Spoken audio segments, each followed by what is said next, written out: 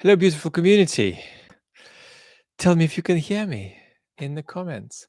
I think this should be a microscopic number of us because this is 1:30 in the morning UK time, 2:30 in the morning European time. Some of you folks in the States might be up, but I was looking to do a very small room. Let's have a look at whether we are recognizing that we've got some sound or we don't have any sound. Let me know in the comment section if you can hear me. Hello, New York City. Hello, Rudy. Evening. Sound is good. You can hear me. Okay, let's go to the beginning and see what's up, what's on our minds. Suvara is saying we're not offline. Thank you for bringing awareness to the condition myalgic encephalomyelitis. Yes, I was thinking of all people with me today. I just did a lovely conversation with a lovely YouTuber, but I wasn't very well for it, so I didn't do great in it. So I thought of people with me who aren't even lucky enough to be able to do anything. Let's go. Are there any concerns about that little gap, that little gap between Belarus, Lithuania, and so on, given Russia's placing of nuclear weapons in Belarus, potentially? Untrammeled by Man is asking. So far, I wouldn't put an interpretation of significance on it outside of this business of perpetual nuclear blackmail. So certainly the thing that's happening again and again, is going to happen again and again in 2023, is that Mr. Putin is going to try to persuade Western countries to give fewer weapons to Ukraine by playing about with nuclear weapons. And I'm afraid to say we haven't seen it all yet. There's going to be more threats, more blackmail, maybe even some nuclear tests. So this is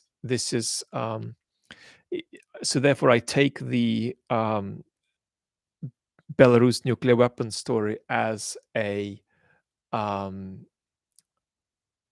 expression of communication, propaganda, and so on, with the aim of getting the West to fear supporting Ukraine.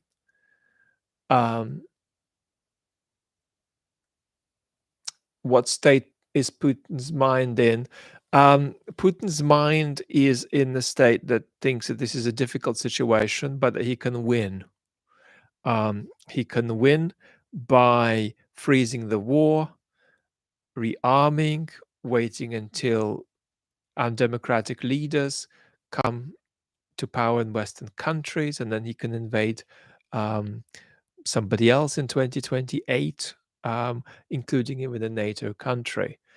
And Article 5 won't work. He thinks that it's a little bit of a threading of a needle through, a very narrow space. So he thinks it might not work out for him, but he thinks that's still possible. And that means we have to prevent it from happening. And you prevent it by stopping Mr. Putin. And so there's this interesting conversation we often have. We're going to support Ukraine. We're going to support Ukraine. How long are you going to support Ukraine? We're going to support Ukraine as long as it takes. No. How long it's going to take, it depends on how much we support Ukraine. And so this takes us to the heart of a conversation about whether Putin will stop, which I think he won't and can't, or whether he just needs to be stopped, which is what I think is the case.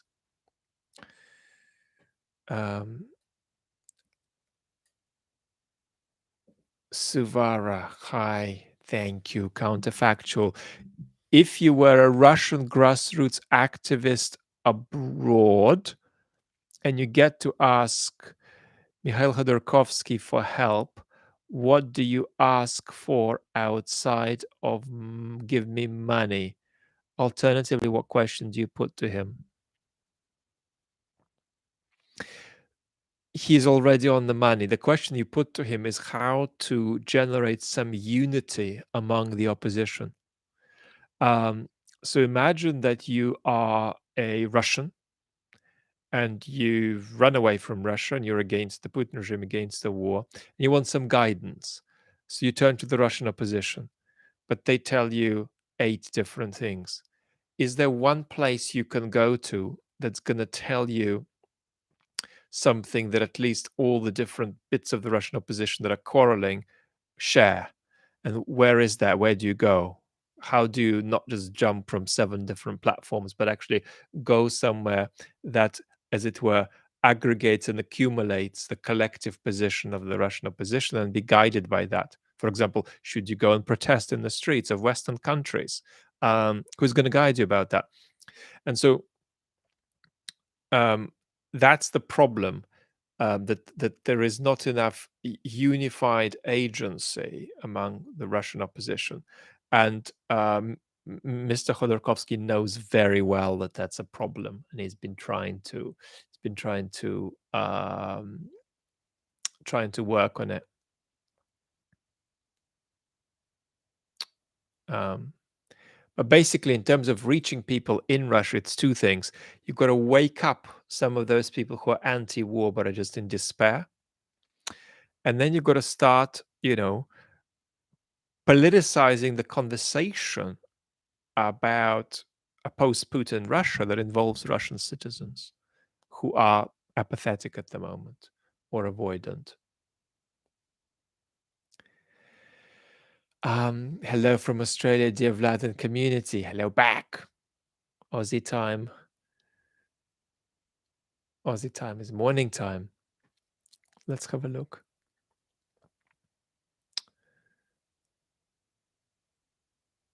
We're 300. That's amazing. I'm really loving that we're 300. Normally, it's sort of like 1,000 to 1,500. We do a random live on the second channel, and uh,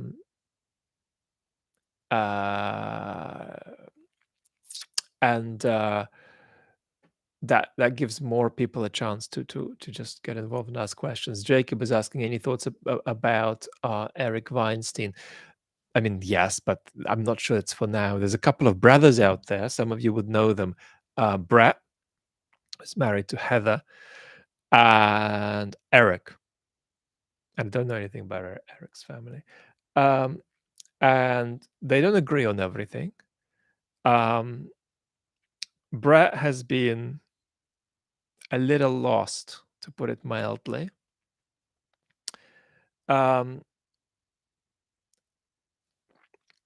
Eric has slightly different views to Brett about social political issues. Eric is more of an institutionalist, it seems to me. He thinks we need good institutions that work. They're both sort of seen as being part of this kind of intellectual dark web movement that has crashed and burned. Doesn't mean everybody in it has crashed and burned, but the movement as a whole has crashed and burned, because what's happened is that they were challenging the restrictiveness of established narratives about politics, about public policy, about health policy, public health policy. But in doing so, they ended up themselves going badly adrift, often far away from reality. And they have failed, the IDW as a movement has failed to reconstitute an adequate discourse. And if anything, has done the opposite.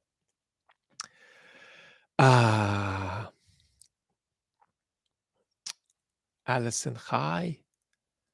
I know Florida. Well, no, I don't. I know Miami surprisingly well because I've got a lot of medical. I've had some medical treatment there. Barefooting, hello to Oz. Always missing Oz. Haven't visited Oz for such a long time. Silly Norseman, hey from Norway. Everybody, hi. Let's have a look. I'm going to scroll through the questions now, but not Don't want to miss a super thanks as I always do, which is a little bit rude. Ferrari guy, hello. Um, and in Texas, hello. I'm liking how few we are. That is very, very good.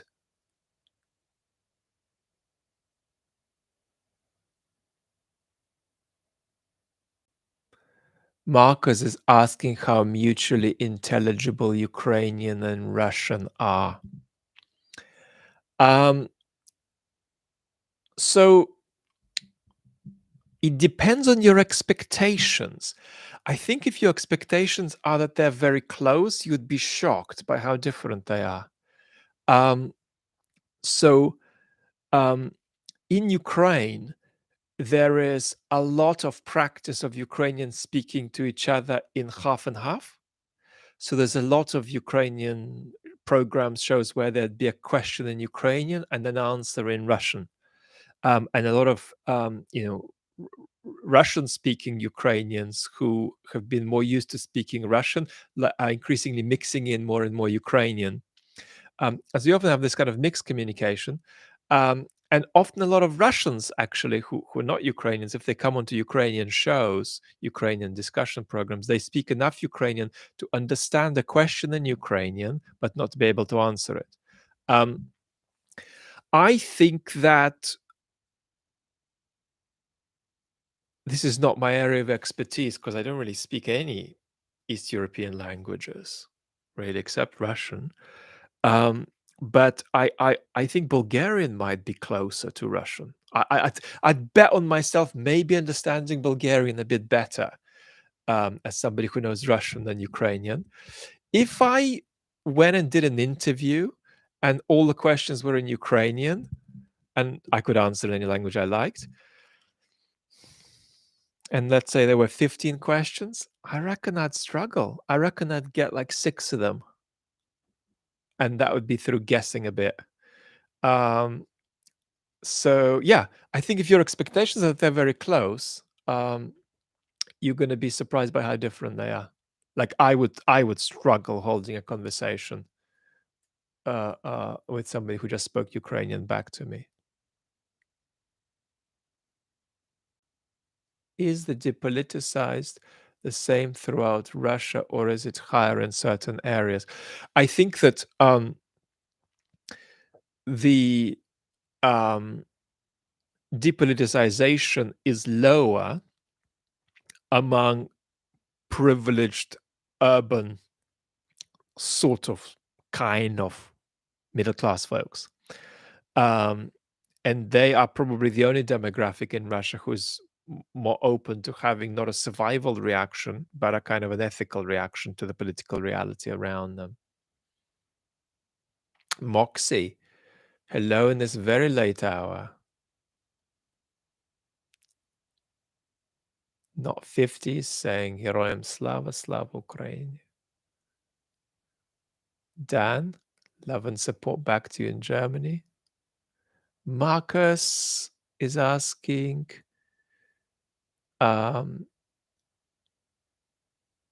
okay, that was the question about language.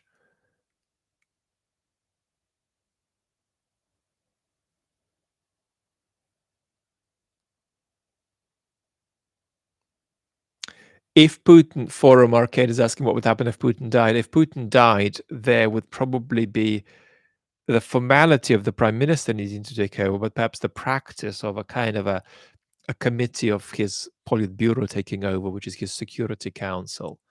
And these are really people who are goners. They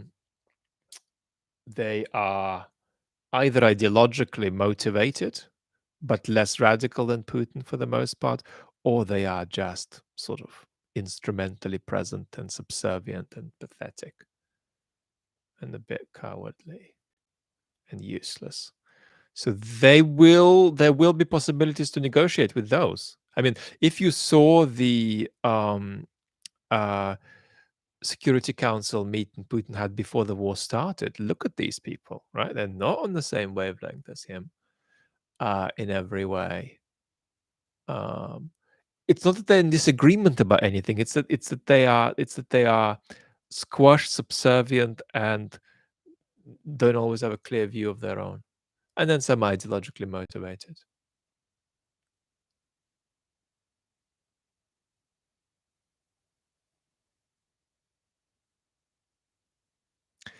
Harry is asking, should I wear a pacifist symbol to a memorial to the war? Harry, what war? You're talking about this war? If you're talking about this war, the thing is that Ukrainians want to fight till they get the Russians out all the way. Um, yeah, I know you're about to hit the sack. It's almost 2 a.m. here in England. Um, let me just say something very blunt. The Ukrainians who don't want to stop fighting are the people who want peace above all. Nobody wants peace more than Ukrainians. For goodness sake, you're having your damn lives turned upside down. People having to leave, people being killed, people fighting, who were just leading civilian lives earlier, dying left and right. Um, you know, the country completely turned upside down. This extraordinary uncertainty, precarity, vulnerability about stuff falling from the sky on you. Ukrainians want peace ASAP. It's just that they feel they ain't going to get no peace unless they fight. And so I do think that sort of pacifism could send the wrong message in a way, because it's almost like saying, well, I want peace, I'm just regretful Ukrainians don't. Ukrainians want peace, that's what they're fighting for. So that's kind of my judgment of that. But it depends on the context completely. In some contexts it's fine. Robin Cha, morning from East Sussex. Evening, it's still evening. Morning, evening, morning, evening. um I love East Sussex, I kind of lived there for a while. Uh, how effective, Ragnar is asking, how effective are the patriotism classes for kids in Russia? So far, I would say not effective, but persistent implementation of them does risk a propagandized generation. Um, Harry, thank you so much. Um, it's tough, right, to balance this whole business. But I do think it's fair to acknowledge Ukrainians want peace, um, and they just think that they can have it by fighting. That's the best way at the moment. Um, mm, I'm I am absolutely seriously worried about it. That's what I would say. I'm seriously worried about this propagandization in the education system. Really worried about it. It's not good. Um, and it risks working, um, as Russia fascizes. But uh, I've got to say, it's still early to judge how well it's going to work.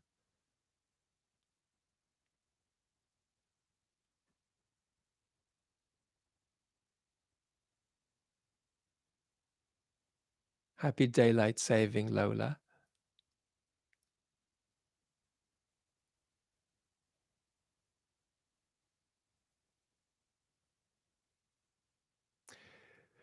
Michael, Xi's visit is part of a story about Putin ceding sovereignty to China, and we're going to see more economic domination of Russia by China. And then we're going to see China potentially, in fact, influencing Russia's politics and Russia's foreign policy decisions. Denise, hi from Oregon. I've never been to Oregon, actually.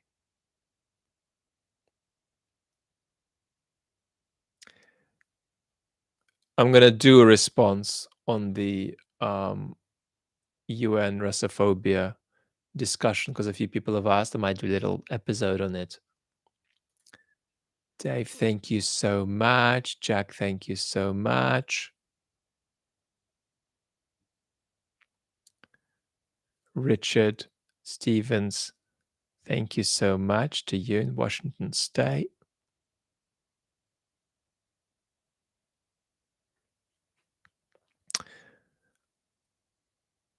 I'm not sure what I'd have to say in an MH17 video that's not already available to you all. Ferrari guy, how much thought have you given to China's role with Russia for the future? More. I'm not a China expert, but Russia is, I mean, this is wrong. This is an exaggeration, but Russia is at risk of becoming to China what Belarus is to Russia. Um, this is a process of a ceding of sovereignty that is um, happening because the Russian state has been defined around this total war against the West. Um, Only from that point of view can it possibly make sense to begin, as it were, ceding sovereignty to China. That's why Putin is doing it. And he's hoping that China might conceivably join him in some kind of a shakeup of the international order.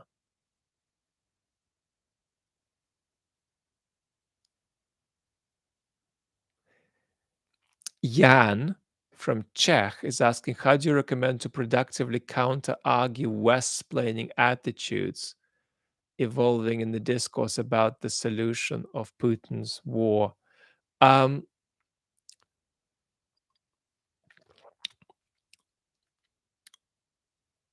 I'm not sure I'm 100% with you and follow your question. Are you asking whether, are you talking about those folks who dress up the Russian invasion of Ukraine in terms of Western domestic issues and project those onto the conflict? Or are you potentially talking about those who give a kind of a rather Soviet style picture to this conflict? And they talk about just spheres of influence and so on, John Mearsheimer sort of stuff, um, which rather misses the ideology, if it is an ideology, which it probably isn't, of the Kremlin. Um, what I would say is you've got to acknowledge, first of all, what the motivation of the Kremlin is and explore it and recognize it. That's what most people are not doing. Then you've got to acknowledge Ukraine's agency, but also recognize that Ukraine's interests align, but also don't align all the way with the interests of Western powers. And so, what is the overlap? What are the differences? And so, one of the arguments I make is that there's actually more overlap than some people think, and that we should be closer to being committed to Ukrainian victory than we are. And we are committed to um, Ukraine's survival, Ukraine's independence, for sure, for the foreseeable future. But I think we should be committed to a more rapid victory. Um, Bottle Killer is asking about Prigozhin. Um, we're going to see what happens with Prigozhin. I mean, the Wagner folks are needed by the Russian regime in Ukraine. Um, so there is no way that the defense ministry is going to want them out. That they're useful. So I want to see. I want to see how that story and how that tension uh, evolved. Graham is saying, Anna from Ukraine thanked you for your support 2 or 3 days ago.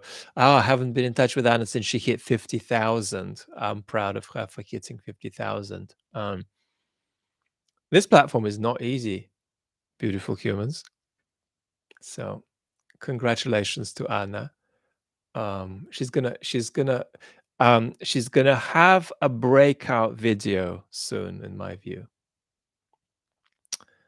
Paul, thank you so much. Lengri is asking, does Putin care about the fate of Russia? Or just about his own legacy? Would he rather Russia fell apart than just let go, even if it was for Russia's best long-term interest? So Putin is beyond these distinctions now. He thinks that he is the best thing to keep Russia together while doing everything to break Russia up. I mean, this is a kind of farce and tragedy at the same time. Nobody has done more. Heather, thank you so much. Nobody has done more. I'm beginning to sound like Donald Trump. Nobody's done more. Nobody has done more than Putin to create conditions for the breakup of Russia. Um, Aya is saying, I finally caught this live. Yes, I'm doing one at the most bizarre time of the night. It's 2 a.m. here. So you're very, very welcome. And love to you in Minnesota. Or Minnesota, as Arnold Schwarzenegger says.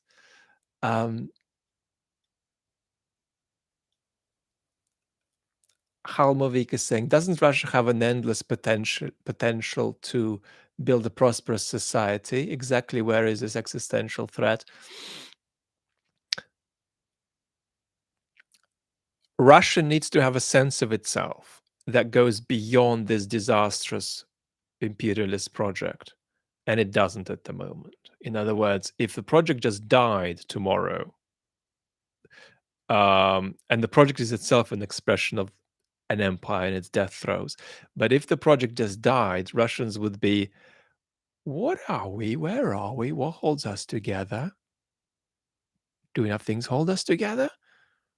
What the hell is going on? Can we make a choice in favor of a modern democratic republic? What are the obstacles to that? So, if that were doable,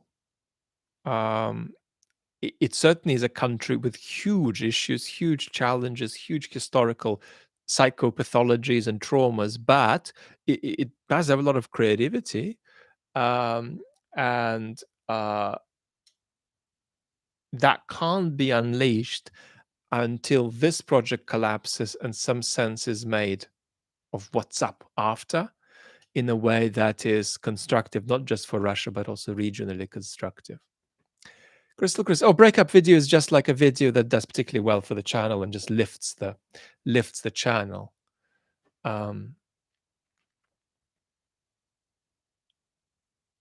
Greg, thank you very much.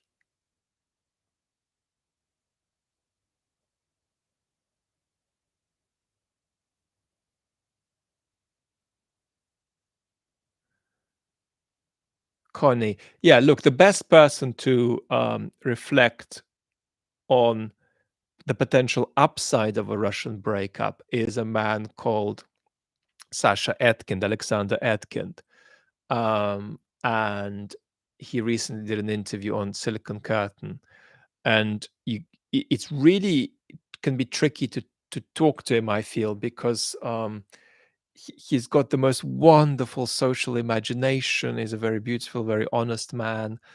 But he is not the most natural communicator, and sometimes in some interviews his own best ideas don't always come across. So just putting that warning on watching him speak, particularly in English. He's at the Central European University in Vienna now that Mr. Orban kicked out.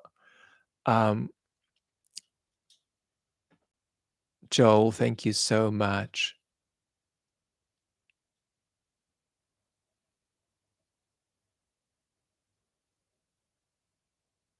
Margaret Kirby, love from Australia. Yeah, it's good to be committed. You're saying it's good to be committed to democracy. Yeah, it's good to be committed to democracy. Charles, we're going to talk about Russia's relationship with China. It's subservient now and will become more so.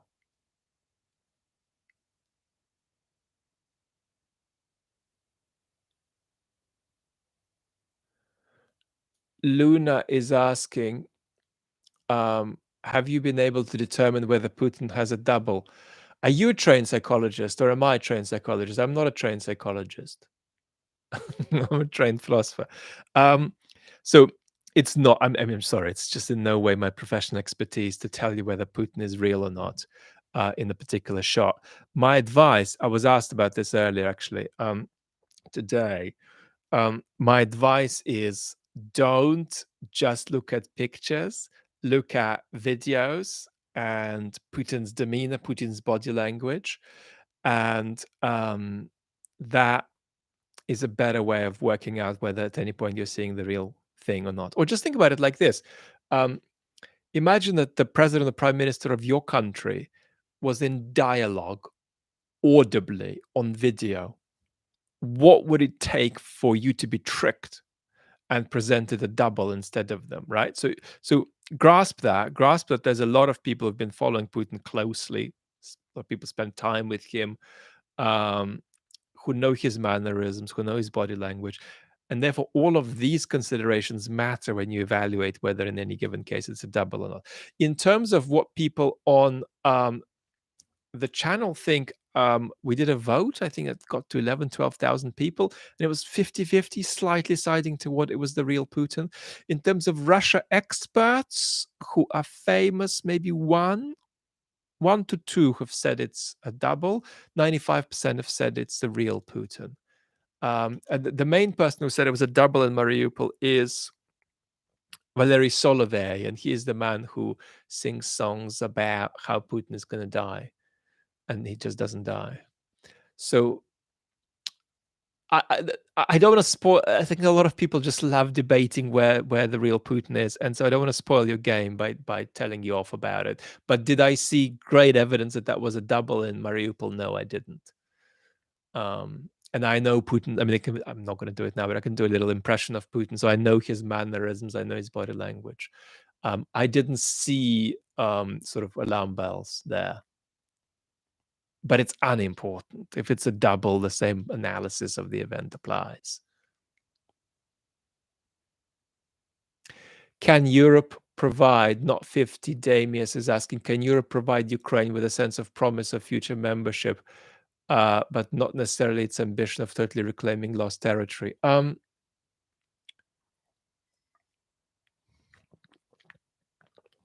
Europe should provide Ukraine with EU membership and a clearer story about how we Europeans, and we West Europeans, I'm a West European basically. My heart is in Central Europe in many ways. It's a different story. But we've got to tell a much better story about what we expect on that space. That includes Ukraine and Belarus and Russia. What do we expect to happen there in 10 years? What do we want to happen? What is acceptable to us? And we're not having that conversation enough. We're not giving Ukraine enough of a clarity about a post-war picture. Bruce, thank you so much. So generous of you. And if I'm missing somebody's super thanks, I apologize. We're 600, which is still small, but we're growing. I was hoping to have a very small room.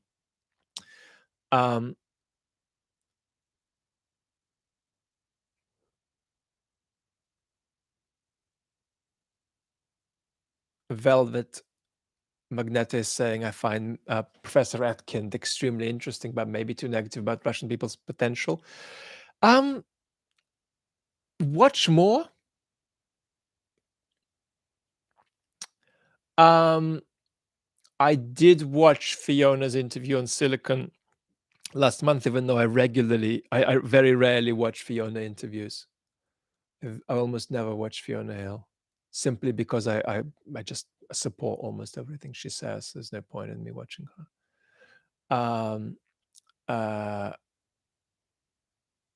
Talking to her is a different matter, though. But I mean, I just I largely approve of her message.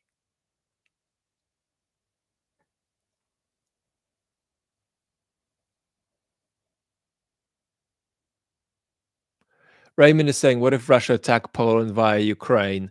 Are you talking now, or are you talking if Russia managed to capture Ukraine in 2 or 3 days? Putin's theory is that if you wait for the right moment and challenge Article 5, it will buckle.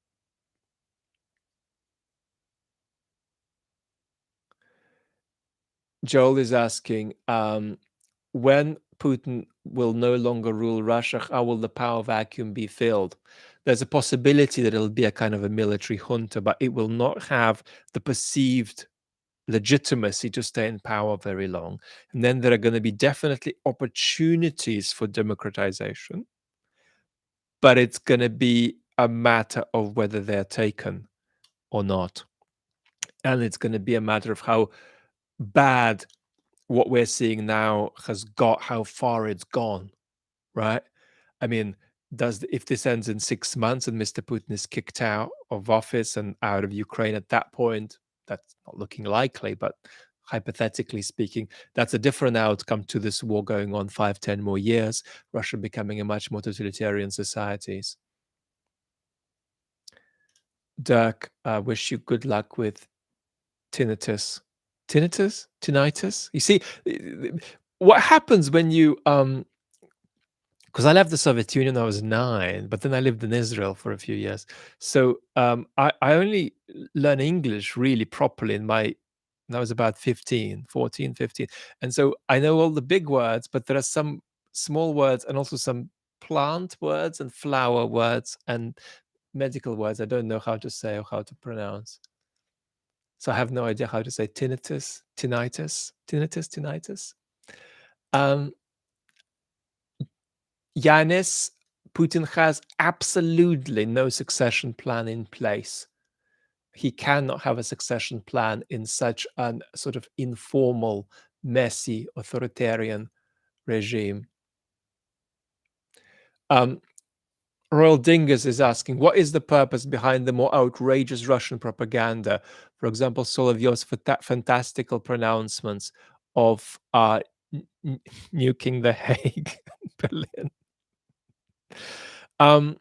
So the aim is always twofold, and you've got to ask, what is it doing for a domestic audience? What's it doing for the foreign audience? For the foreign audience, it adds to nuclear fear mongering. Domestically, it might mobilize some people, but in each case, you've got to ask: is he trying to mobilize people who need to be mobilized, politically, or is he in fact appeasing people who are really, really, really mobilized and are not happy with what's happening because Putin isn't giving them the victory? And so this sort of vitriol from the propaganda platforms appeases the radicals to some extent. So it's not completely mad. In other words, Mr. Solovyov is not sitting at his own kitchen table screaming these threats into the into an empty space. They're strategically there, and it is. I mean, he believes himself less than Simonian, and Margarita Simonian believes herself. She believes herself more, but he believes himself a bit, but not all the way. I mean, this is the fascinating thing about the human mind. When you repeat these insanities, you do begin to partly believe them. If you repeat them in a sort of a vacuum where nobody's there to discipline you. Moxie, just to say hello and wish you well, and saying hello to you, Moxie, and wishing you well, and hope to see you back in a black shirt from time to time. So let's be realistic. I've got about 2 black shirts and about 30 white shirts. And that's pretty much all I have.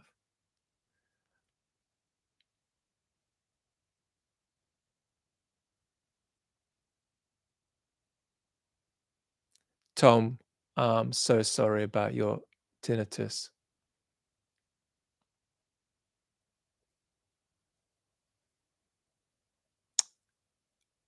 Peta is asking, is geopolitics my ballpark? No, it's not. My ballpark fundamentally is actually political values. How we use political concepts. I'm writing a book about one of them, freedom. But it is in my ballpark to offer philosophical critique of schools of geopolitical thought, right? So for every international relations theory, there can be a question around the back of it, which is, if you like, a question in the philosophy of international relations.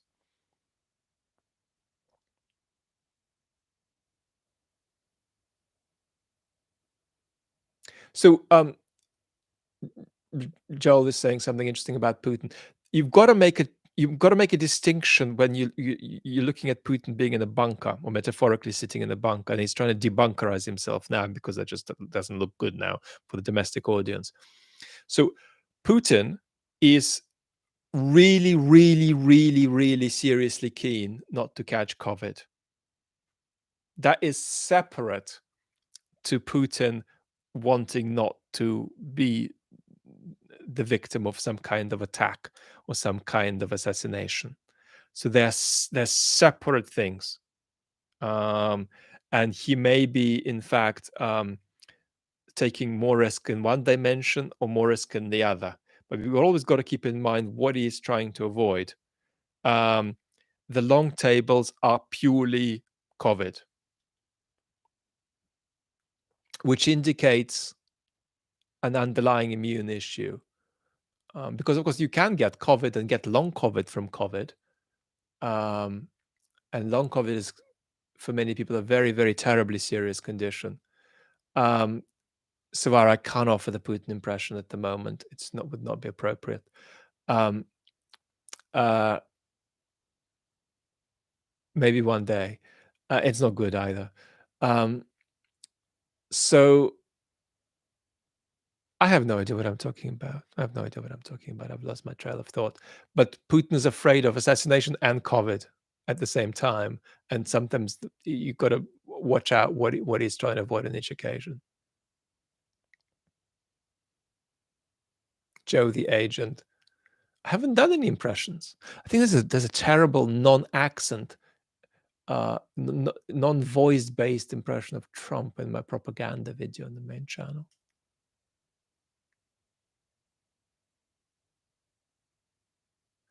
Um,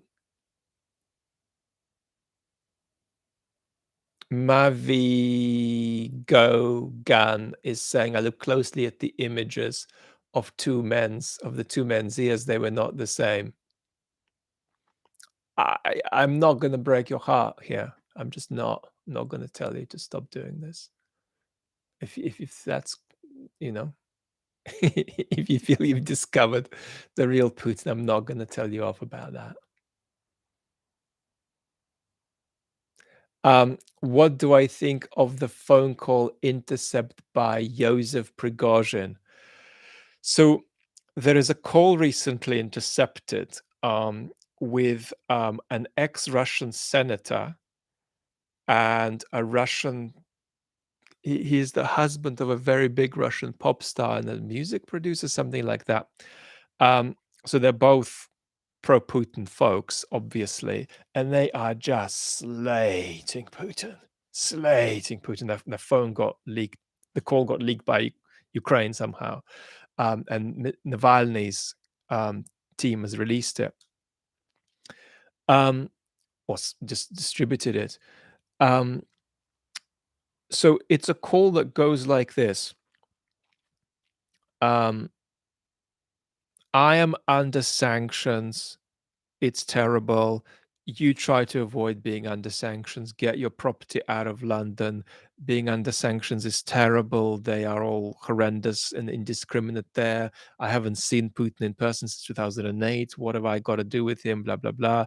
But I mean, oh my word, what a terrible war Putin started.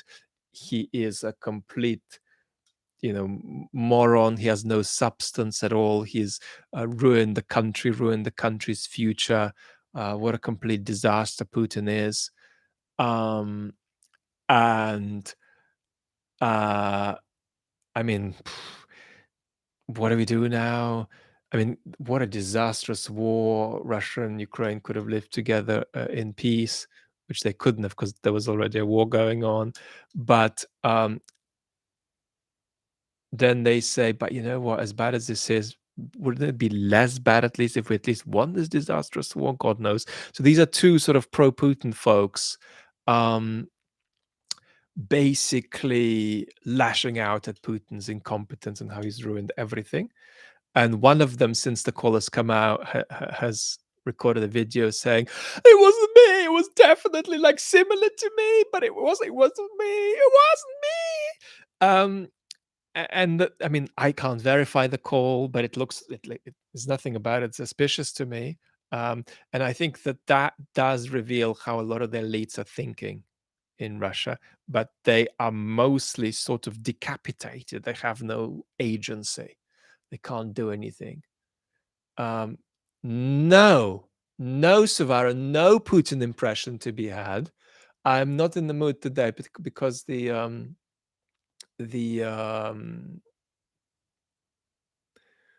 too many people are suffering. Patrick Henry, do you think Russia will launch tactical nukes? No.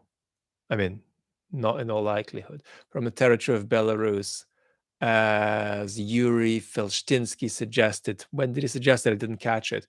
So as to avoid any sort of retaliation.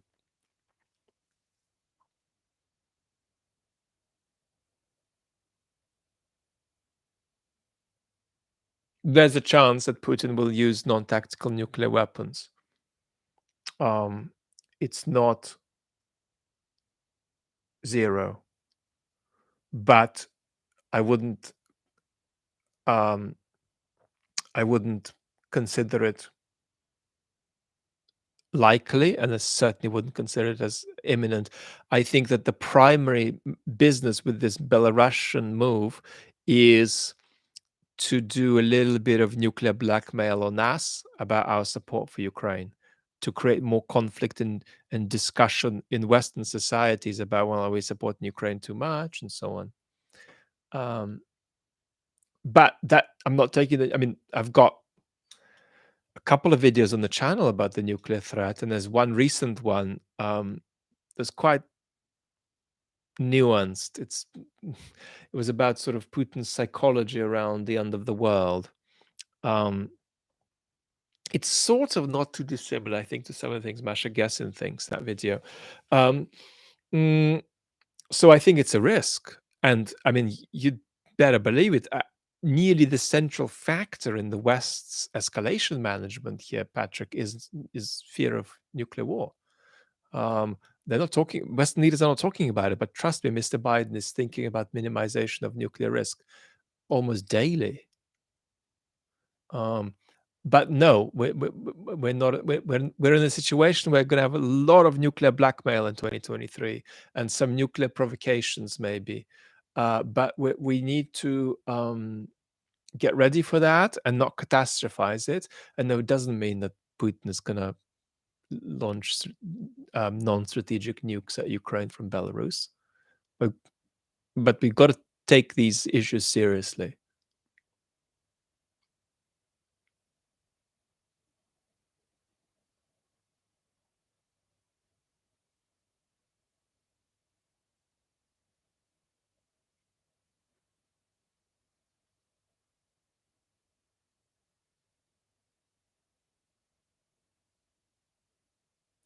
Sumiland is saying Jake Bro did a facial recognition of all the people with Putin in Mariupol. Yeah, I want to be very clear. So the whether Putin is a double or not in Mariupol is a separate question from whether all the people around him were fake or prepped. They were all fake. And you had we were just saying earlier, there was this woman in the background shouting, "This is all fake. Don't fall for it." So all of that was theater. And you often see the very same people around Putin being repeated in different fake manifestations. So there's no question about that. That's all theater and made up stuff. Which is just so dark, isn't it? I mean, the guy is there with a bunch of people who are acting for him, sneaked in at night into a city that he obliterated. And now he's telling the world and Russian population fairy tales about how it's rejuvenating itself post-war under his, fatherly guidance. It's absolutely repulsive.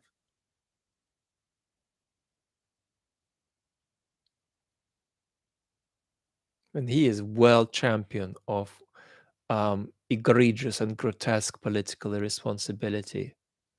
That thing in the Kremlin.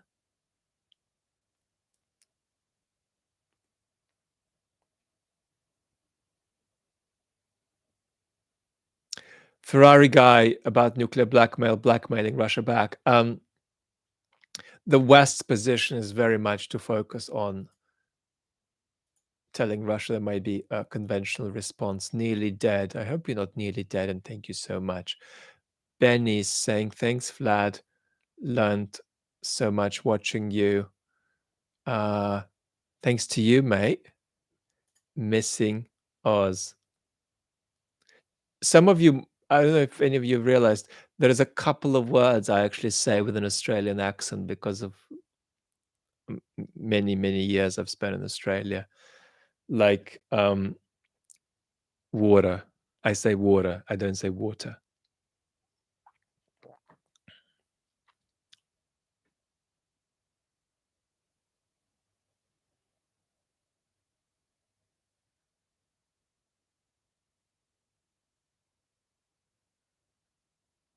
Nearly Dead, an IR primer, a primer on what? An introduction to international relations.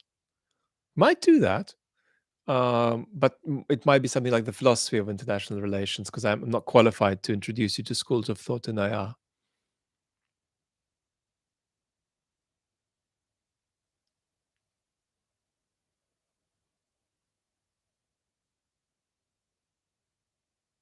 What? I say what with a London accent. Okay. Ohms, thank you very much. Tamid Hussein has said I made a super chat, but it didn't appear. Thank you so, so much.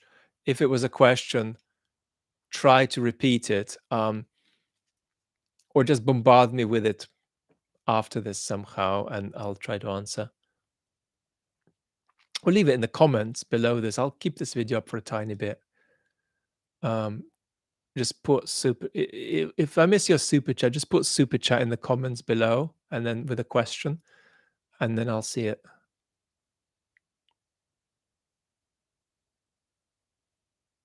It's fascinating, Microbay Studio.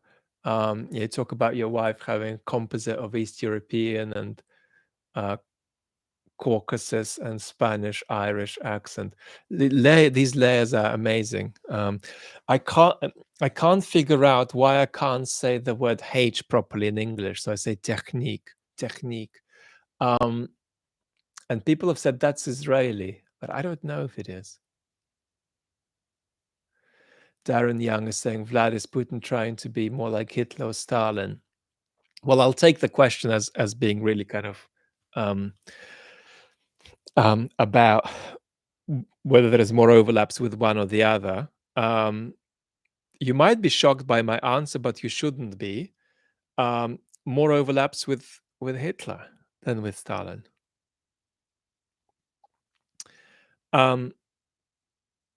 This is a hard right project. Communism was a hard left project. This project has very little in common with the Soviet Union. And this is really important because if you're on the wrong end of Russian imperialism, you might say, here they go again. I don't like it. I didn't like it then. I don't like it now. It's the same. It's not the same. Different, sources can generate similar problems for you. And the source is genuinely different now. It's a very different kind of regime. And I do think it has more in common with 1930s Germany than with 1930s USSR. We might make a video about just that comparison. But there are several things that are just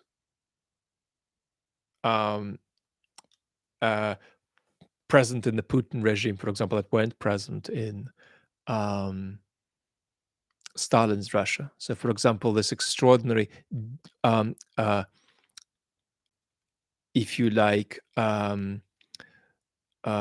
dilution of monopoly over organized violence. Right, we're going to have a gang of people doing this, gang of people doing that, boom, boom, boom, boom, boom. That's more in line with European fascism, actually, than with Stalinism. And then the extraordinary arbitrariness of who could be taken away under Stalin. That's not the same. There was a more of a stable picture in the 1930s in Germany about who could be picked up and taken away. If you weren't in certain groups, if you didn't have certain views, you wouldn't be, roughly. And there are elements of fascization there that are quite interesting, worth talking about. So I would go Nazi Germany. Steve K is saying it's interesting to see the contrast and similarities in philosophy between a Russian raised in England and a Russian raised in Russia with both Western ideals. I'm referring to Roman from NKF.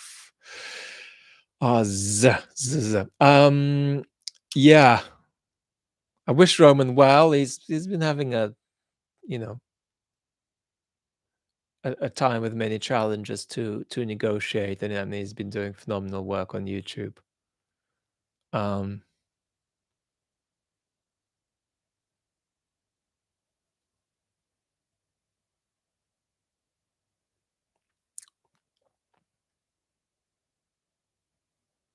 was Stalin acting out of ideology is a really huge question. Um, and of course, we've got to be aware how there are sort of connecting, transformative links between Marxism and Stalinism that Leninism introduces. I mean, Leninism genuinely does new things with Marxism that makes it much more prone to um, dictatorship. Um, but I wouldn't say there was no ideology with Stalin. Of course not. I wouldn't say that. But this is a fascinating conversation. Justin, Vlad, how can we help people to get back from stage 3 and 4 if it's at all possible? Justin, can you? I'm sure there's something basic I'm missing here, but I don't know what you mean. It's completely my fault. I'm sure I'm just having brain fog. Um, you want to repeat the question? Try to. Um,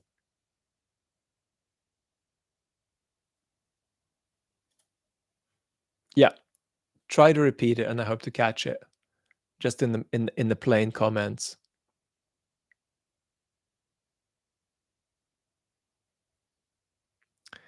JD Media, does Vlad realize Vlad Putin? So, by the way, Putin is not Vlad. This is a Western abbreviation. Nobody would call Vlad Putin Vlad in Russia. If you're Vlad in Russia, you are typically Vladislav, which is a much rarer Polish name, actually. My original name I was born with. And he would be called Volodya or Vova. No, Putin does not realize he is the invader. He thinks that this is a defensive war. We've talked about this many, many times. He thinks this is a defensive war to preserve his stay in power.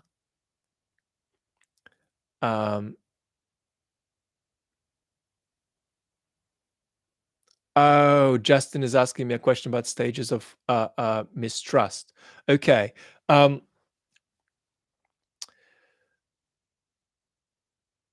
Yeah, so Putin thinks this is a defensive war.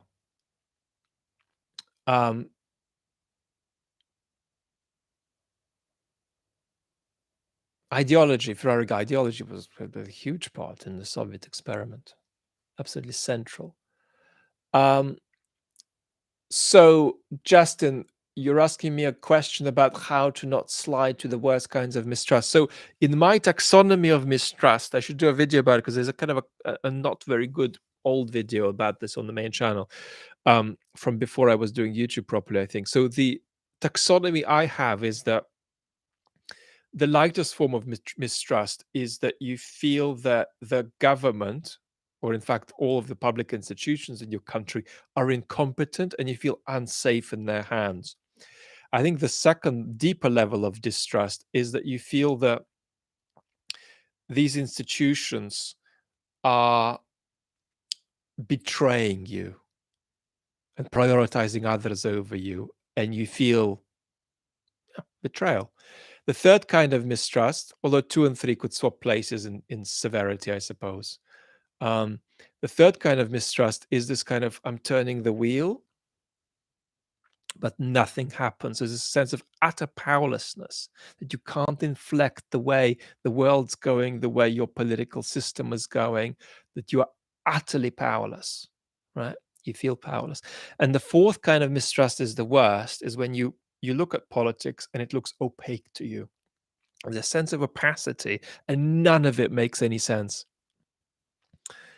And then you feel lost.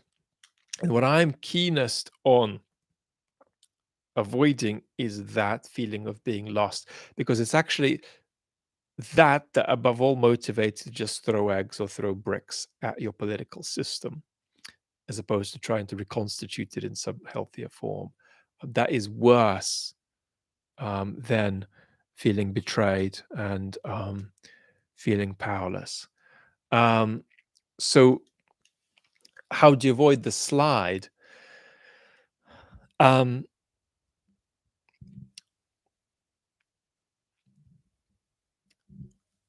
about 11 recipes, but one of them is that you've got to make sure that the main political messaging in your society um, appeals to all citizens at the level of at least addressing them.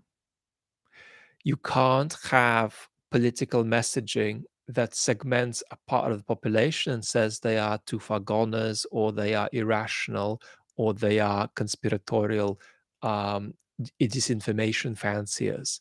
Um, you've got to speak to your whole population. That's very important. So that and other tools of depolarization. I think enormously important is the capacity to touch politics at a local level that makes you feel it's realer. And then a conversation about where democracy comes from and what it's for. Because a lot of our views about democracy are kind of um, semi-conscious. And there's a lot of falsehood in many of our views. For example, the false view that democracy just comes in ebbs and flows and just naturally reconstitutes itself. But no, it doesn't. Democracy is like people get sick and die. Um, I mean, that's not even 0.25% of an answer to you, Justin, but this is the kind of conversation I promise we will be having.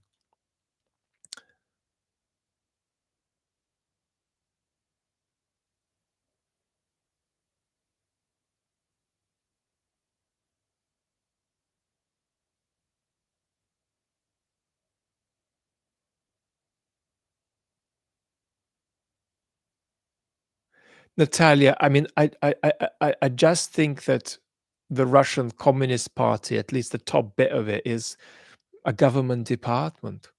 It fulfills the demands of the presidential administration that are placed upon it, perhaps to work with certain demographics and so on.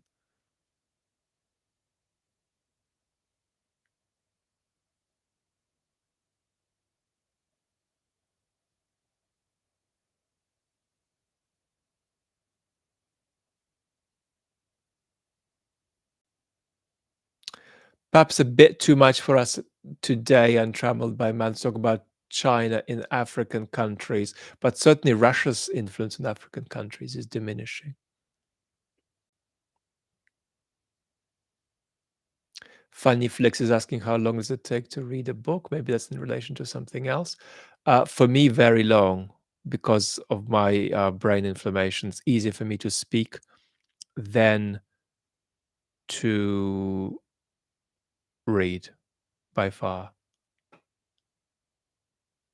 Um,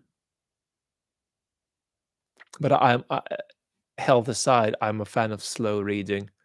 I'm very much against this culture where there are these apps that summarize your book in 15 minutes. If it's summarizable in 15 minutes, it's really a bad book. Chris Stiles, um, welcome. Thank you for your smile.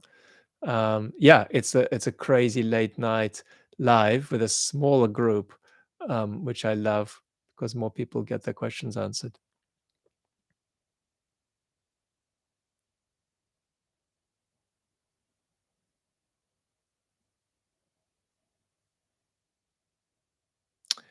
We In terms of Russia being removed from the Security Council, I mean, we need to see where this goes. There's a possibility that tragically we're still in the early stages of the war. There's a lot of unpredictable things to come.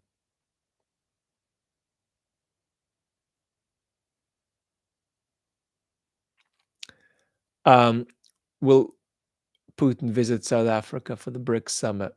Probably not.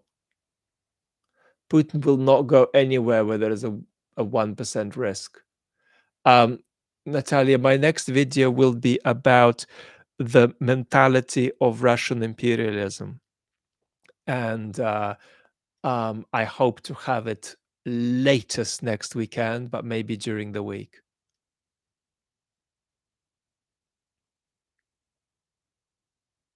Like, how do you tell if a Russian opposition person still has imperialist psychology or political dispositions? Yeah, Ukraine hates Navalny. Um, yeah, I mean, not everyone, but yeah, it's a separate question whether that's constructive.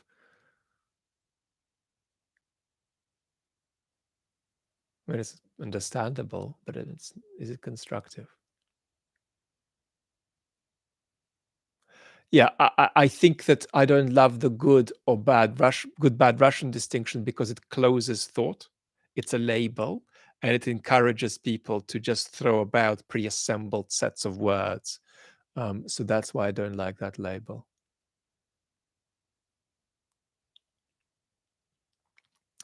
Mark is asking, why do so many Ukrainians hate Navalny? Maybe I discussed this a little bit in the video about the Navalny film winning the Oscar.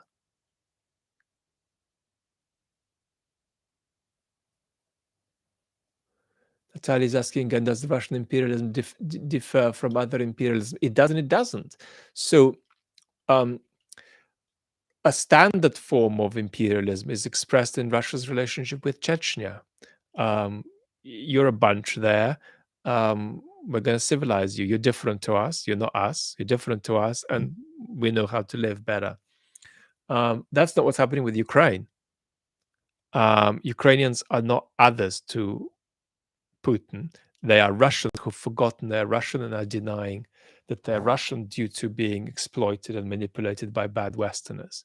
So that's a very unusual kind of imperialism, whereby you're not looking at an inferior other you're trying to civilize, but you're actually saying that you are us, but you've just forgotten you're us, and we're going to remind you that you're us by killing you.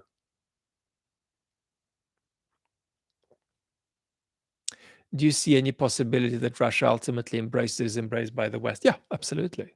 Absolutely. It's just unlikely in the near term, but it's absolutely possible. Yeah. History is extraordinary.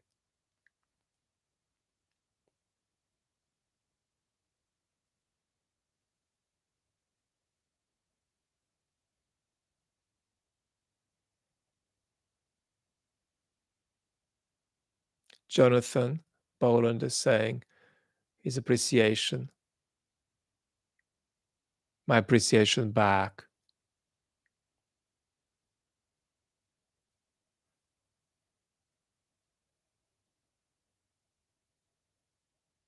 Are autocracies less supportive to each other than democracies?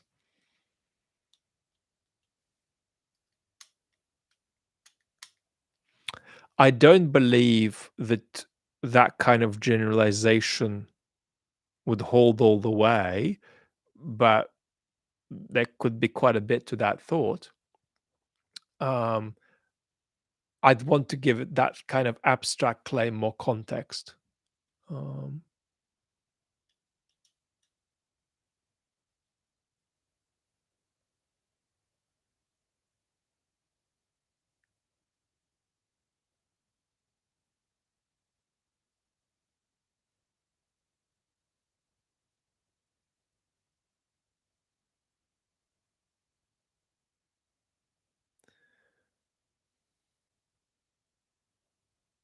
has the Ukraine war shown a weakness in the ideologies of the anti war West?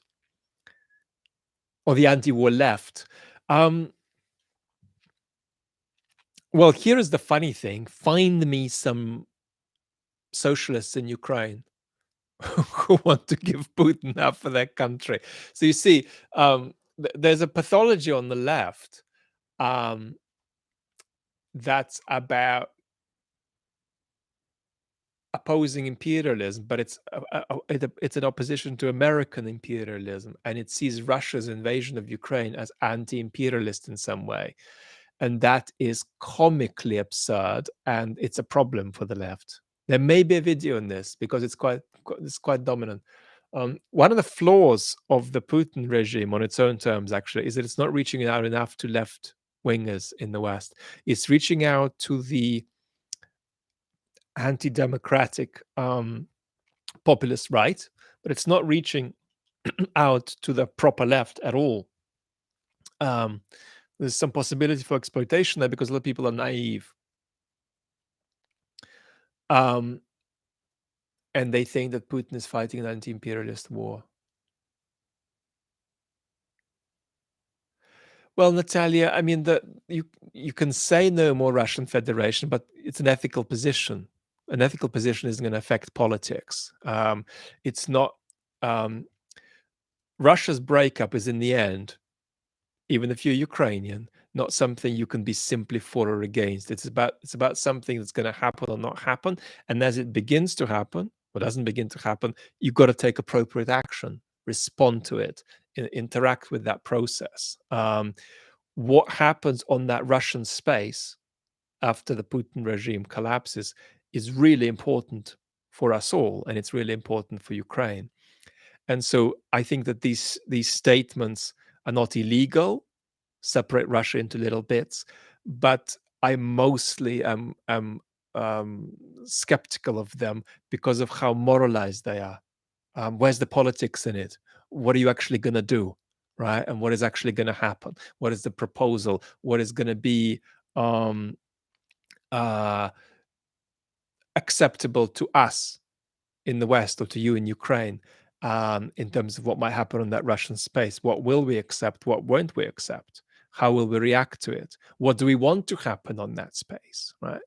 Um, so I think that there's a little bit of an element of um, trying to deal with a fire that's going on by declaring a human right that gives you freedom from fire. Well, that's not illegal, but that's not always constructive. That's why I think that in some ways Russia's breakup is an event that may or may not happen, and then it's something we can respond to. Um, and perhaps there's ways of encouraging it, but they've got to be a bit more political than just moral proclamations. And I'm not zinging here too much. I think Ukrainians have a right to say whatever the hell they like about Russia, but I also think that there's really a need for constructive political conversations that address real political agents and their possible courses of action. John is asking, you meet two people on the street, both talk your language perfectly. How do you know which one is Ukrainian and which one is Russian? Um, uh, there are ways to know, but it's also possible you won't. I mean, let me say a couple of things briefly. There's a lot to say here. Um, Russia and Ukraine have extraordinarily different political cultures and political mythologies. They're not just different, but they're incompatible. Um, so don't misunderstand that there are significant cultural differences. But at the same time, um, uh, there is also considerable proximity between the cultures. It's just something that can't be expressed anytime soon because Ukrainians feel understandable rage toward all things Russian. Um, So it needs to be a nuanced conversation. The other thing I would say is that Russian society is very, very sick. So one way you'd be able to pick out who's the Russian is that they're going to be less free and they're going to be saying some wonky stuff, more likely. Um, but if you had a Russian and a Ukrainian talking about some personal issue that doesn't bear on politics at all, and the language used was Russian, yeah, you might take you a while to tell the difference. It doesn't mean they're not different cultures.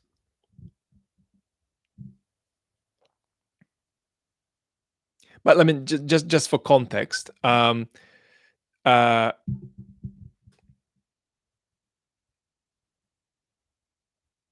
the gap between a French person and a Ukrainian person culturally is not going to be as big as a gap between a Ukrainian person and a person from somewhere else on the in that part of what used to be the Soviet Union. So there are many ways, yeah, of course, in which culturally Russians and Ukrainians are closer than Ukrainians are to French or German people, absolutely, but also very, very different. Um, so, in direct response to your question, it's possible you'll tell the difference, possible you won't. But it's a good question to ask.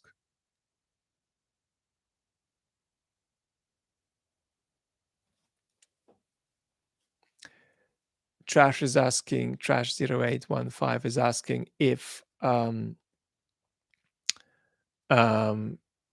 propaganda war with the USSR encouraged the West to build a better society. I think that the sense of a threat can consolidate institutions and political culture, and there was a sense of a threat.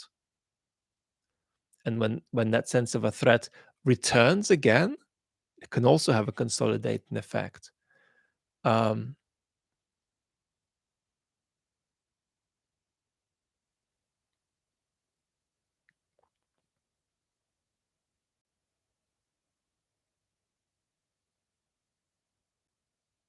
just one final remark about Russians and Ukrainians. All of you get this, but it's just worth emphasizing.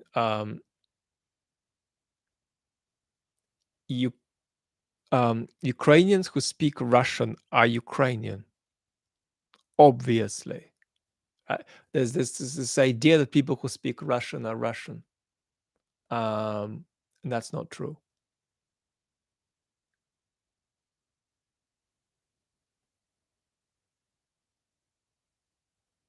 No. Natalia, moral injection is fine, completely fine. And I think anybody who is Ukrainian or has Ukrainian blood has just the right to it. So I'm saying it's both, and not that you've got to get the moral injunction out. It's both.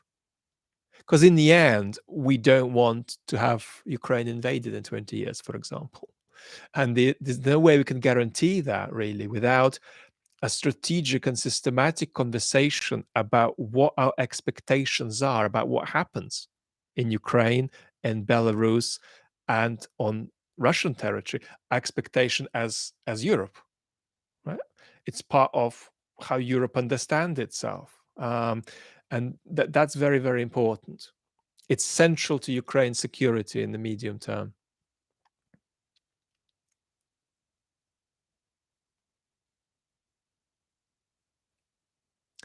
Rodrigo, and a very uneven Russia-China alliance where Russia is the junior partner.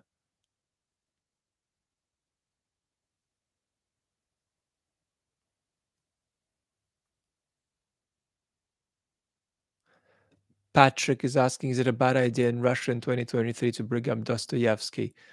No, well, it's not. It's not bad to bring up Dostoevsky in any context, and don't make the mistake that Dostoevsky is in any way responsible for Putin's war. Dostoevsky is a European author. He's a branch on a tree called European literature.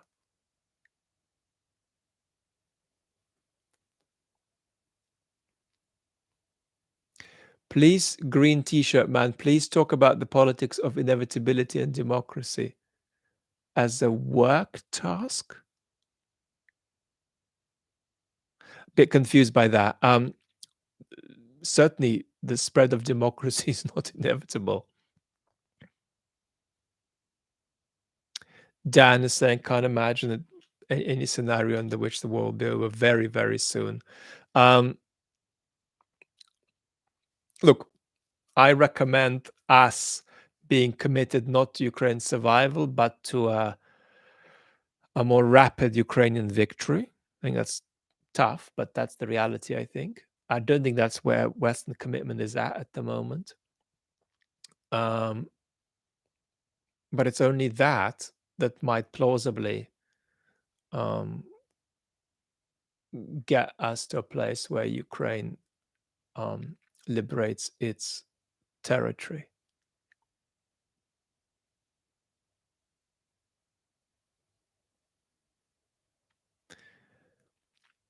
Martin is asking, has Russia been captured by its own security services? And if so, how does that affect its actions? Well, there are competent security services. At the moment, think of the Russian state as a kind of a combination, at the top of it at least, as a kind of um,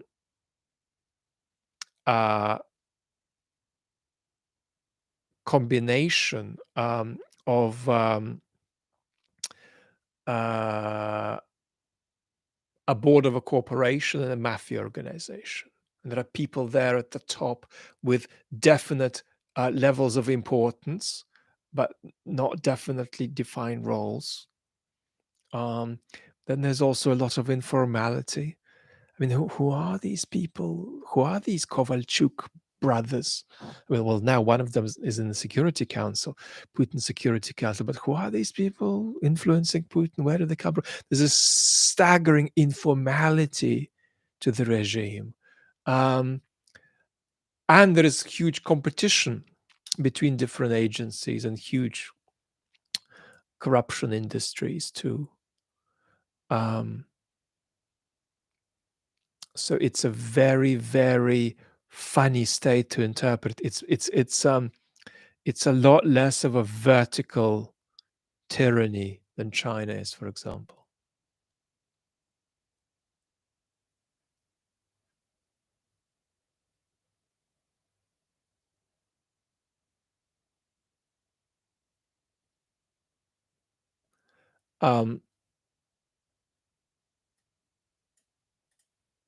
Did Putin use my arguments against wokeness? No, I'm very much against wokeness. And I think that the case for anybody, left, right, center, to be against wokeness is very, very strong. We need to define what that is. That is a kind of a hyper identity politics that destabilizes the value of solidarity in our society, and destabilizes our capacity to speak to all citizens. So I think wokeness is a real problem, a huge problem. I think it's one of the 5 democratic threats in the Western world, actually. And the problem we've got is there's a kind of anti-woke brigade who've rather lost the plot, and they look rather nutty, and they're dominating the airwaves of the internet. But just because they don't know what they're talking about doesn't mean the problem isn't real. So we'll start talking about it. There's a philosopher who wrote a book about it recently, but there is also a wonderful historian of ideas called Mark Liller, who's expressed serious concern about identity politics. So there's no doubt about that. And this position is compatible with thinking that there's very significant and dreadful structural disadvantage and deprioritization and discrimination and racism in our societies that needs to be addressed. So it's about hyper identity politics as a vehicle, which you regard as, if you understand what a problem wokeness is, you regard it as a vehicle that is counterproductive to these very projects. Um, and one of the terminuses of hyper-identity politics that we haven't landed there yet is going to be, um, a backlash against it, which has already begun, a kind of counter-revolutionary, anti-democratic backlash against wokeness, that will in part emphasize white identity. So this is very serious stuff. This is not about being left or right or center. I think it's a real problem. You see it in universities. I see it everywhere, in UK universities, in American universities, and virtually nobody serious. It's changing recently. Is critiquing it, right? Because you don't go to Jordan Peterson for understanding this, obviously. So we've got to talk about it, and we will. But the backlash that's coming against this is a real concern. So I'm not one of those people who are worried about wokeism taking over. I'm worried about the way it'll be pushed out. In fact, but um,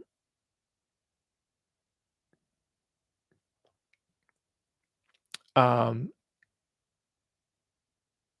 DeSantis is not against wokeness. DeSantis is against a liberal and independent education system, I'm afraid to say, in Florida at least. So you've got to talk about it. I mean, this is really how bizarre it is. This is there's literally, if you go on YouTube now, there's not a single video addressing this issue properly. You're either going to get, oh, there's no problem there, or you're going to get some kind of a anti-woke, um, um, intellectual dark web rant, which is not going to capture the issue at all. It's going to add other issues to it that make us understand things less, not better. But we've got to talk about it. I know that what I've said is not remotely adequate to convince anybody that there's a real issue there. You can criticize wokeness without being branded as a Jordan Peterson type. You can. Extremely serious people have been criticizing it, including people from the left and so on. So we've got to focus on it. George, but not in this conversation. Do you agree that Chomsky's criticisms of postmodernism foreshadows the work more? There is a risk that I'll try to give you an analysis here, and this is just not the right time.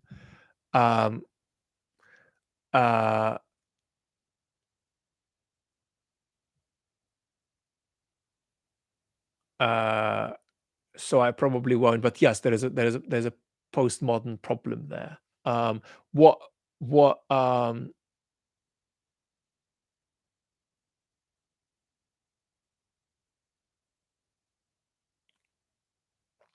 What's needed is a proper mature discussion of the issues. I mean, if you want something on it, Google Mark Lilla, Lilla. This is one of the world's most respected intellectual historians. So this is not somebody who's raving on YouTube. Okay,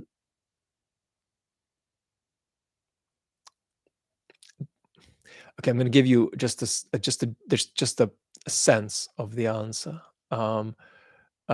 to this question, Jacob. Do I think wokeness is left versus right? No, absolutely not. I don't think wokeism is left. Actually, it's a deformation of liberal politics. Actually, it's kind of a liberalism on steroids that's gone into a form where it begins to eat itself up. So no, I don't agree with the analysis that it's left wing.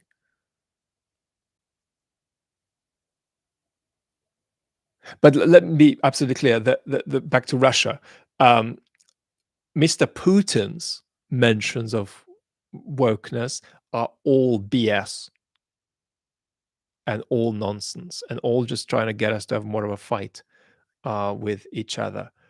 Um, uh, Gabriel, I think woke doesn't equal awake. I think awake is good, but there's a negative sense of woke. I think that's very much worth discussing. Um, so, but our conversation about this is enormously corrupted by a lack of understanding. Enormously. And as I've just pointed out, I mean, being concerned about hyper-identity politics is compatible with thinking, for example, that there's profound systemic disadvantage that some groups experience. It's compatible with thinking that countries are racist and so on. So this is you've got to put so much on the table. We are in a situation where we've got an incapacity to even talk about this properly. So we'll get there, but it hasn't been done. It's barely been done. Michael, thank you. I don't know when this channel hit 50. I kind of don't think about the subscriber count on this channel really because it's just our community. And it only really grows when more people from the main channel come. But I don't do anything on this channel to grow.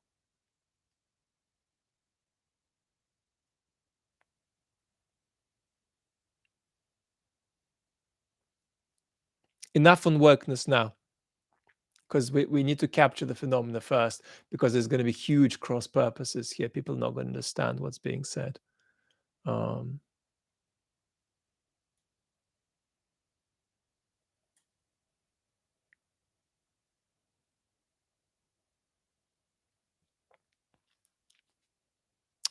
Natalia, I don't see a single person who is I don't see a single person who is a threat to Putin at the moment. That could change. Ferrari guy saying Ryan Chapman. Ryan does this beautifully. Ryan Chapman does these beautifully produced long form essays on YouTube.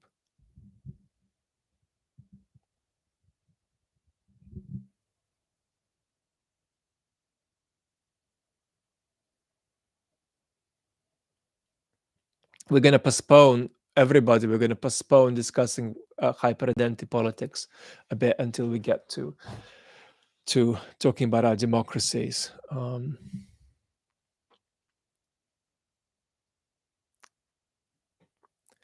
WW is asking an interesting question, actually. Very interesting question. Do I see Chechen independence and the Chechen independence movement resurging as Ukraine continues to win?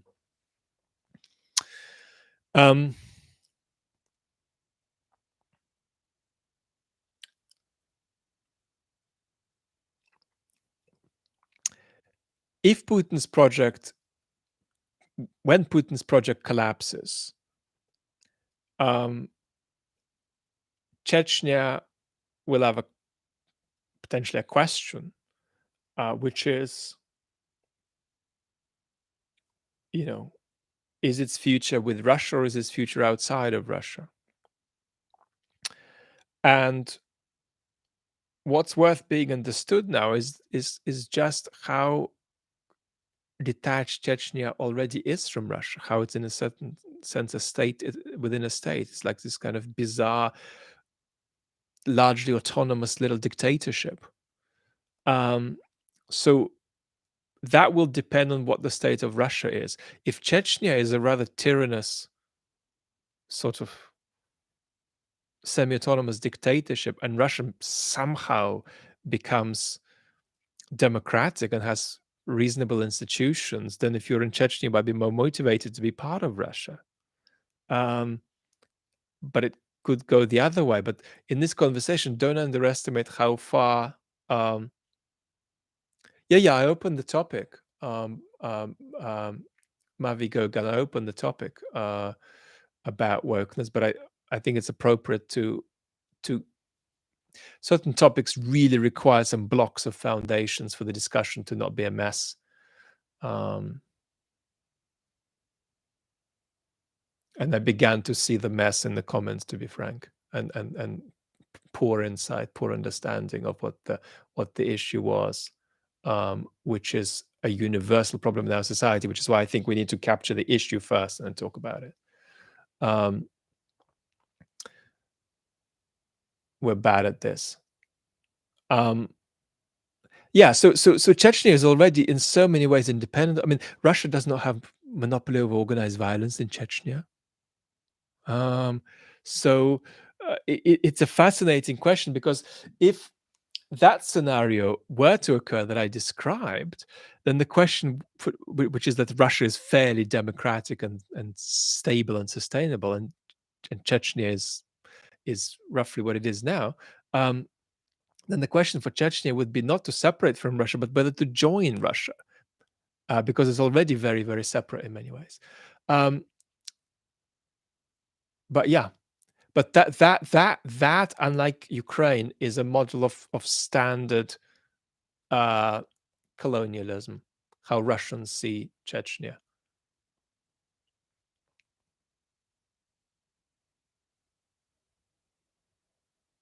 Zach, we're not gonna do definitions, but we're gonna lay some groundwork as we talk about Western democracies. That's why I got worried about people really going cross purposes with each other in the comments.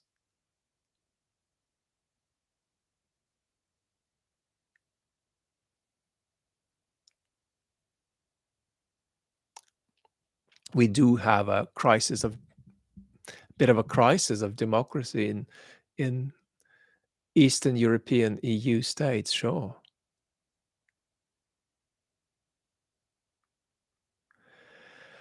Stephen Kotkin's opinion of Ukraine losing Russian occupied territory by joining the EU is a win.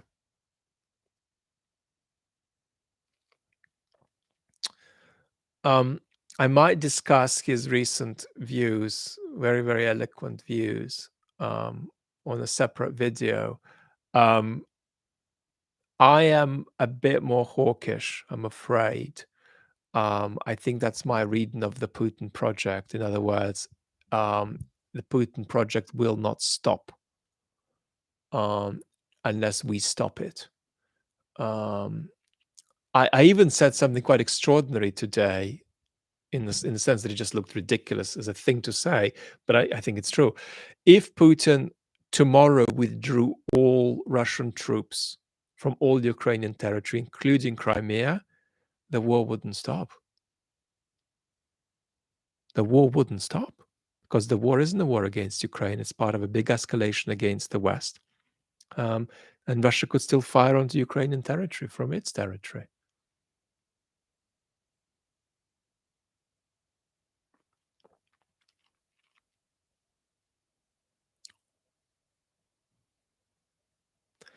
Duderino is asking, I see this war as the beginning of a conflict between democracy and autocracy. Thoughts? It depends. If you think that there's a conflict in which one thing will triumph, then I don't believe in that kind of inexorability in history.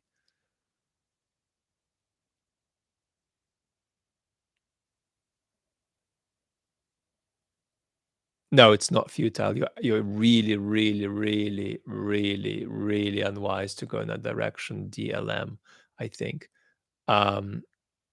That it's futile to try to influence events in Russia.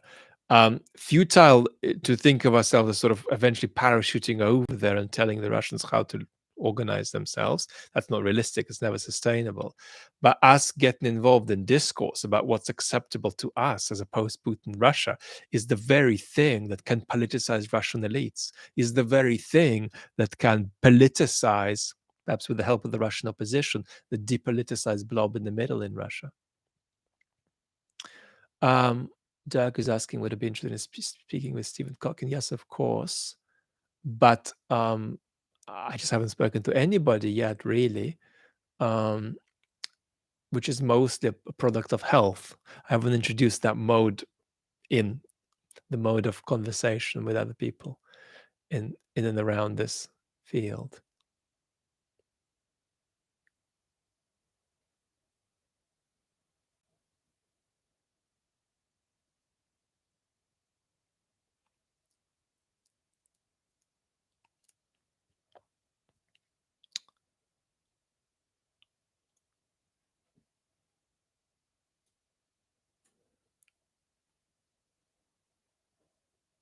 it's a very complex balance, this so-called Russo-Hungarian friendship. Um, but it's very much worth being concerned, and it raises profound questions about what the European Union is. We'll talk about it more.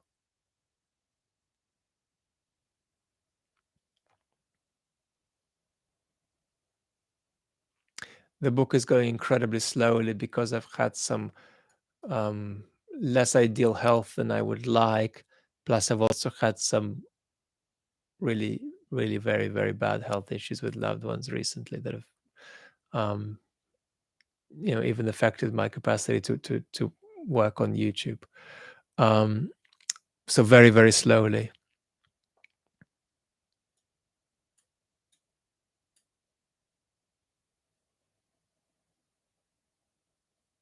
I don't think we're too uninformed to engage in discourse about what happens in Belarus and post-war Ukraine and in Russia too. We know it's Europe, and we need to have some kind of a vision of a European space in the future.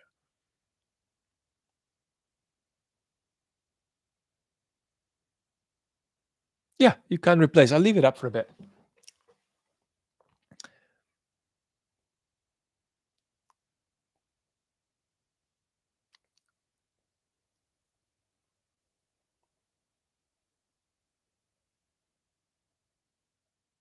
So, everybody, um, Savara is saying it's time for sleep, and I agree. Everybody, it's time for sleep. That's not an order. It's time for sleep for me. Um, Thank you so much for being here. Um, yeah, we're gonna explore how we talk about Western democracies. I mean, there are many, many pathologies, sweet dreams, Mavi Gogan. There's just so many different things that we got to put on the table before we look at our democracies. But don't forget, you don't get to beat Mr. Putin, and unless your democracy is secure enough. So good night, good night, good night, good night, everybody. Fantastic. Thank you so much. Thank you so much for this smaller Q&A late at night. Take great care. Bye-bye, everybody.